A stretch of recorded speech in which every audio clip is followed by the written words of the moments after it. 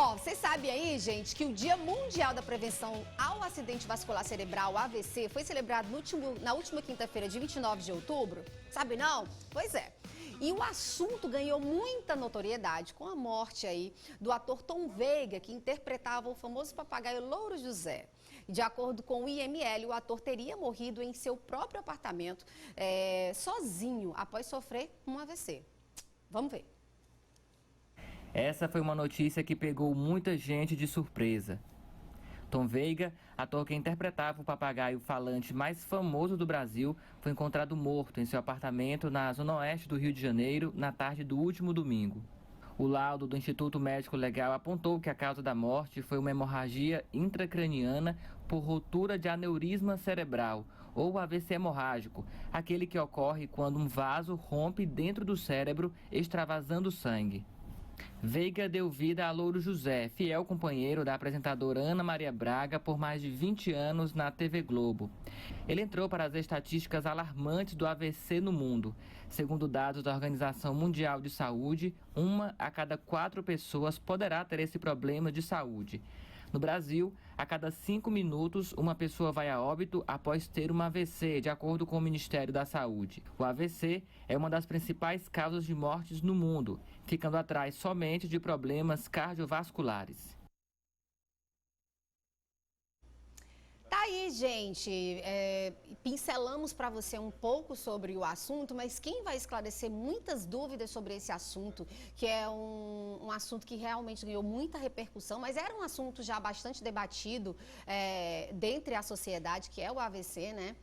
É o doutor que está aqui hoje junto com a gente, especialista. É um prazer ter você aqui, doutor Tibério Borges. Gente, já deixa a rede social dele aí também na nossa telinha. Doutor Tibério Borges é especialista em AVC. E quando estava passando a matéria, eu perguntei para ele por que os números são tão grandes aqui, né? De uma doença que, querendo ou não, é uma doença já conhecida, é uma doença tratável e as pessoas ainda estão deixando isso acontecer com tanta facilidade.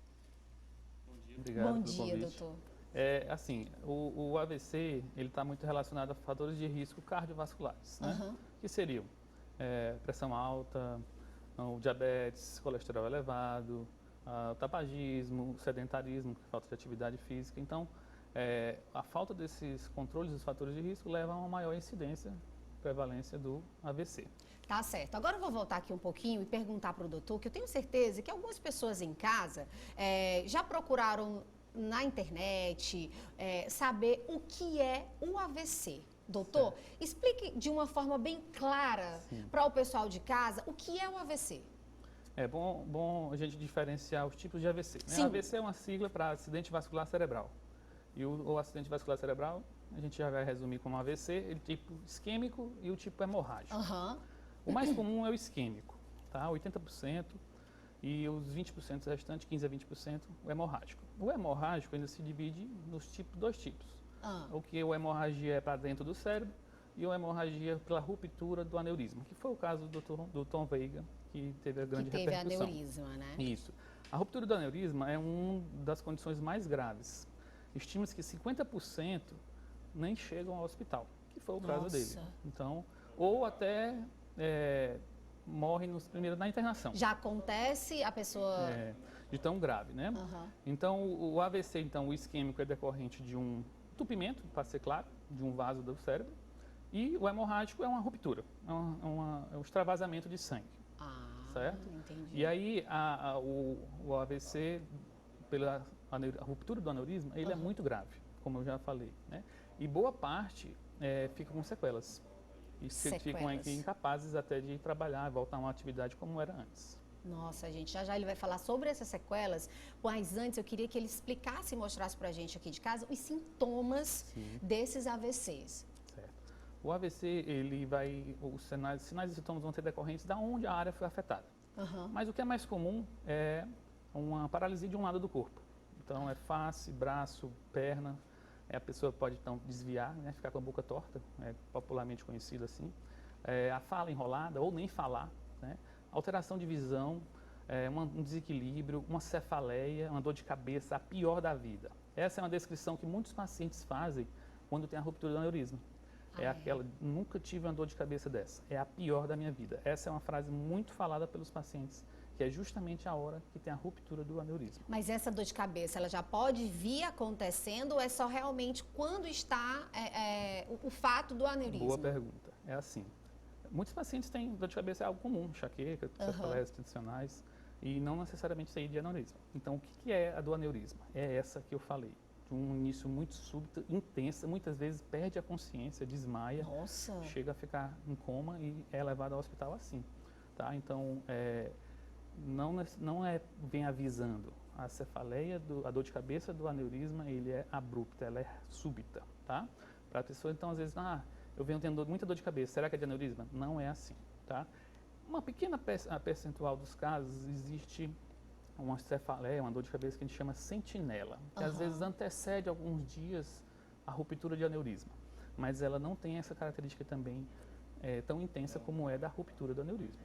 Gente, você aí de casa que tem alguma dúvida, tem alguma pergunta para fazer para o doutor, pode ficar à vontade, pergunta, tá? 9411-7777, já a gente tem já perguntas aqui para você, doutor. E assim, eu também queria saber como evitar né? O acidente vascular cerebral, tanto o isquêmico quanto o hemorrágico. Na verdade, a pessoa não sabe, não tem como saber, né, doutor?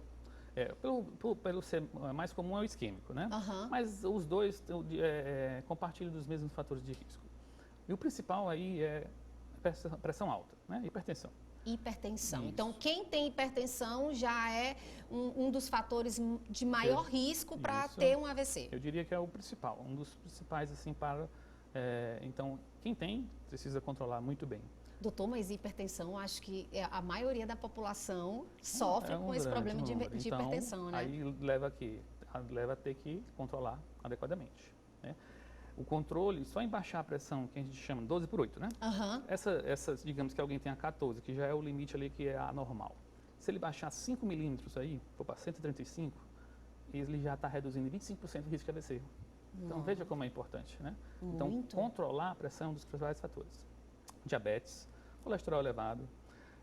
Eu diria também aí a prática de atividade física, porque isso reduz a pressão, controla níveis de glicêmico, de diabetes. Aumenta a endorfina, traz um maior prazer, sim. Né? Então, o sedentarismo é um grande fator de risco também, né? Então, esses são fatores que a gente pode modificar ou controlar, né? Alguns a gente não controla, por exemplo, a idade. Com o envelhecimento aumenta o risco de AVC. Isso que eu ia lhe perguntar, a questão de ter o AVC tem a ver com a questão da idade?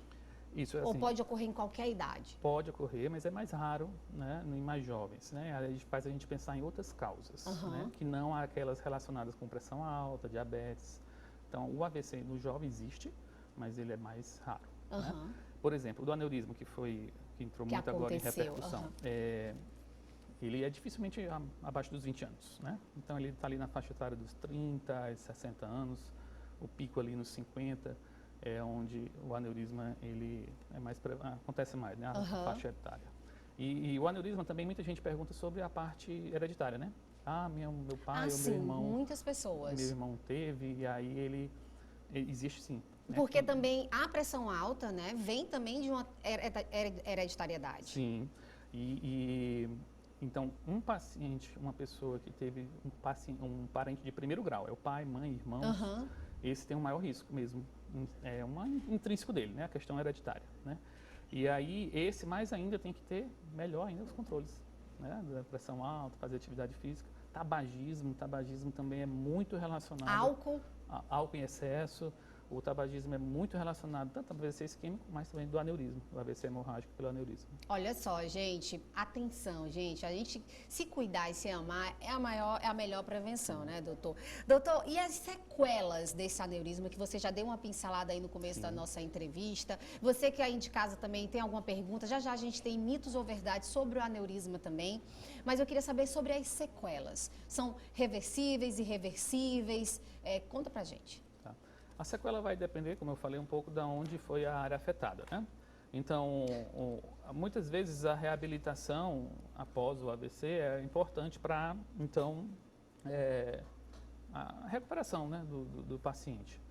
Então, a principal sequela aí, que altera muito a funcionalidade, é a parte motora, né? É a fraqueza de um lado do corpo que pode dificultar ou impedir de caminhar. Então, a reabilitação aí é importante para evitar a sequela, né? Então, é grau variável de sequela, né? Um indivíduo pode ficar com uma paralisia leve que não impede de fazer suas atividades e outros podem ficar até acamados. Nossa. Então, ou alteração de linguagem, né? A fala não fica mais a mesma, não tem a mesma fluência, ou às vezes cognitivo. Muitos pacientes, inclusive de aneurisma, eles ficam com sequelas cognitivas, que seriam a parte de memória, a habilidade viso-construtiva, alteração de comportamento, inquietação. Muitas sequelas, né, gente? Melhor de tudo para não sofrer isso é a prevenção. A gente tem uma cartela sobre mito ou verdade. Ei, Júnior, antes de colocar a cartela, a gente comentou aqui com vocês que no dia 29 é comemorado, né, a campanha, é feita a campanha de prevenção mundial contra o AVC. E, se eu não me engano, eu vi circulando em todas as redes sociais um vídeo, Júnior. Vê se você consegue trazer para a gente mostrar para o pessoal de casa. É um vídeo de dois jovens conversando via FaceTime, né? E do nada o rapaz para. E o que falando como a pessoa percebe que alguém está sofrendo um AVC. Vê se tu consegue, Júnior, encontrar pra gente, acabei de lembrar aqui, pra gente mostrar pro pessoal de casa, porque isso também é muito importante, né, doutor? Você perceber que alguém está passando por esse problema, por essa situação. E levar urgentemente para ao hospital. Mas vamos ver aí a cartela, enquanto o Júnior procura esse vídeo pra gente estar mostrando pro pessoal de casa. Mito ou verdade, doutor? Olha aí. Afrodescendentes têm quase o dobro do risco de sofrer AVC? Mito ou verdade? Verdade. Isso está muito relacionado, é verdade, por conta da hipertensão, da pressão alta, que ela é mais prevalente em afrodescendentes e às vezes, de mais difícil controle. Então, como um dos principais fatores de risco é a pressão alta, e eles têm esse maior risco, então eleva o risco deles ter AVC. Gente, não sabia, eu pensei que era já ao contrário, né? Mas olha aí. Gente, infelizmente nossa internet caiu, mas não tem problema, já ela volta, tá? Vamos aqui, o pessoal que está participando através do nosso Instagram. Você pode mandar mensagem aí no nosso Instagram enquanto a gente reabilita novamente o nosso WhatsApp, @pgmrevista.mn, tá? Doutor, é isso que eu queria ver esse vídeo, né? Que a gente vai mostrar, como eu já perguntei aqui para o doutor, como que a gente pode fazer e socorrer uma pessoa que está sofrendo um AVC até o socorro chegar. Sim. O mais importante é o reconhecimento. Né? Então, o que você pode fazer? Pedir para falar, né? Para ver se a fala está igual ou está alterada. Pedir para sorrir. Só o simples sorriso a gente vê se a boca está desviada, está torta, né? Ou tentar levantar os braços como se fosse fazer um abraço, né? E um braço às vezes pode não levantar igual ao outro. Então isso você reconhece, consegue reconhecer facilmente. E aí o que você tem que mais a fazer mesmo é procurar a urgência. O leigo tem que procurar ligar, seja por SAMU. Até o socorro chegar, a pessoa que está com a pessoa realmente não pode fazer nada. Mesmo sabendo o que está acontecendo, não tem o que fazer, doutor. Até então, o mais importante é o reconhecimento, né? E buscar a urgência o mais rápido possível. A assistência à saúde, seja pelo SAMU ou levando, né? Mas o SAMU, ele dá logo um suporte rápido para que se busque a melhor emergência, digamos assim.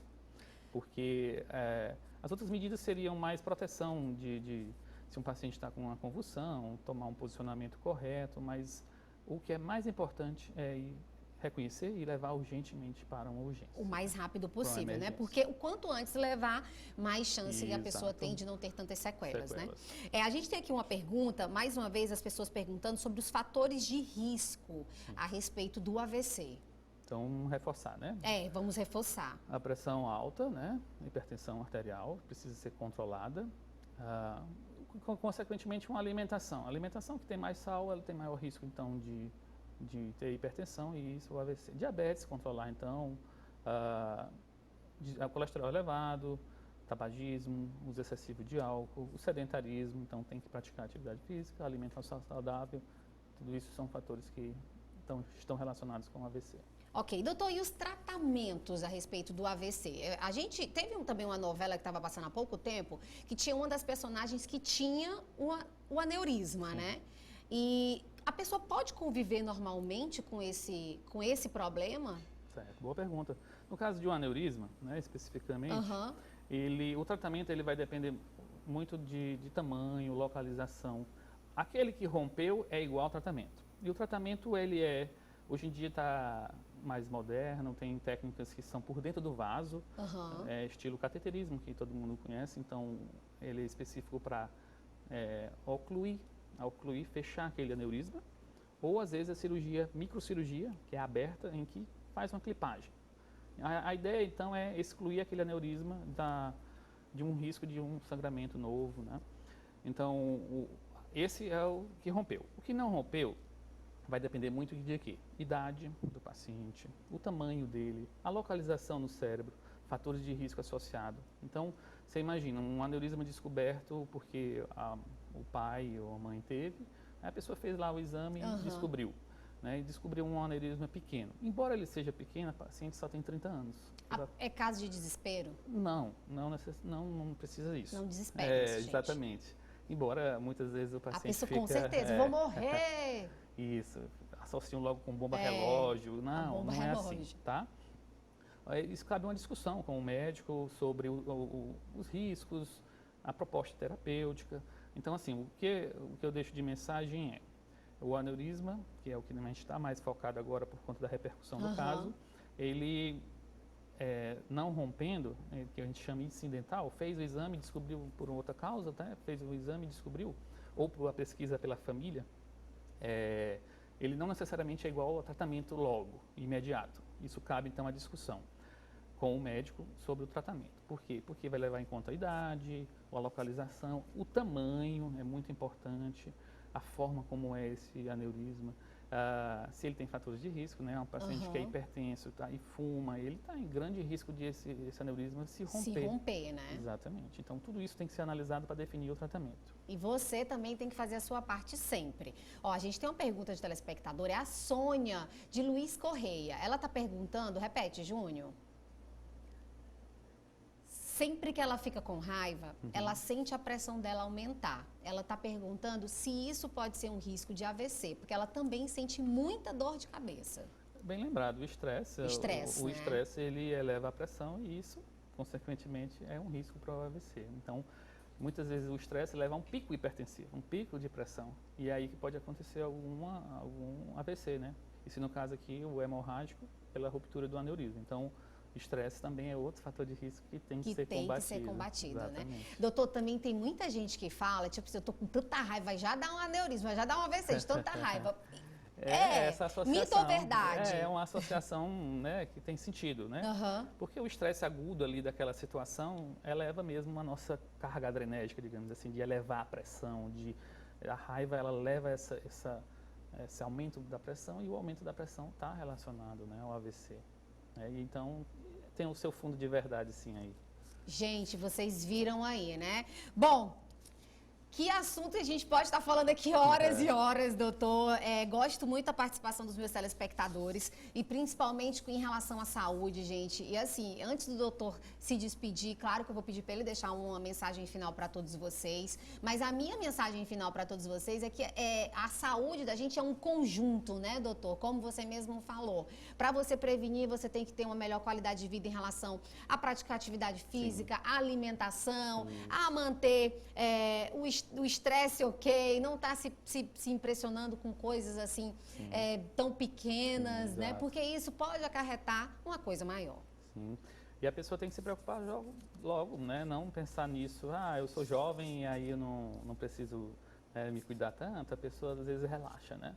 Então a atividade física e os cuidados de hábito de vida tem que ser jovem, desde cedo, né? Para que isso se perpetue até mesmo com mais idade. Então, a mensagem é essa, controlar fatores de risco, prevenir é muito melhor, né? Então, todos esses fatores de risco que foram muito falados aqui, têm que ser combatidos. Aqueles que já têm esses fatores de risco, pressão alta, diabetes, precisam estar sempre acompanhando com o seu médico para buscar um melhor controle. É isso que vai prevenir o AVC e doenças outras que são relacionadas a esses fatores de risco. Tá aí, gente. Doutor, muito obrigado pela sua participação hoje. Tá trazendo para os nossos telespectadores esse assunto, esclarecendo de uma forma tão leve, né, para o pessoal de casa, porque esse realmente é um assunto que traz, assim, um certo desconforto para a gente, porque a gente acha que realmente é algo que quem tem vão morrer, já pensa isso, né? Mas que você pode, sim, levar uma vida normal, né, e viver bem. Exato, e prevenir, né? Então Prevenir, a mensagem que gente. fica é essa, de prevenção, como eu posso prevenir o AVC? Dessa forma que a gente falou, controlar fatores de risco. Tenha uma boa alimentação e hábitos de vida saudáveis, de atividade física. Isso já vai ajudar muito para prevenir o AVC. Tá aí, doutor, muito obrigada. Seja sempre muito bem-vindo aqui ao nosso programa, trazendo esclarecimentos aos nossos telespectadores. Adoramos a sua participação. Obrigado. Obrigada, doutor. Tá aí, gente. Ó, e se vocês tiverem mais alguma dúvida, quiserem fazer mais algumas perguntas aí pra gente, pode enviar pro nosso Instagram, a gente encaminha pro doutor, tá certo? E você também pode falar com ele também diretamente pelas redes sociais. Combinado?